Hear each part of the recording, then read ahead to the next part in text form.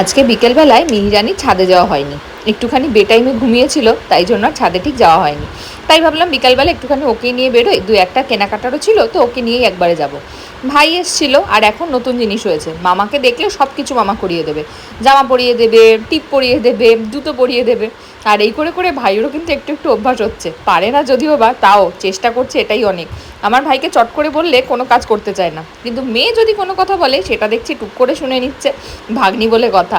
যাই হোক, তারপরে ভাইয়ের সঙ্গে একটুখানি টুক করে চলে গিয়েছিলাম, সামনেই একদম সুরেন্দ্র বিপণী বলে একটা দোকান আছে, ওখানে মেয়ের জন্য কয়েকটা টেপ জামা নেওয়ার ছিল।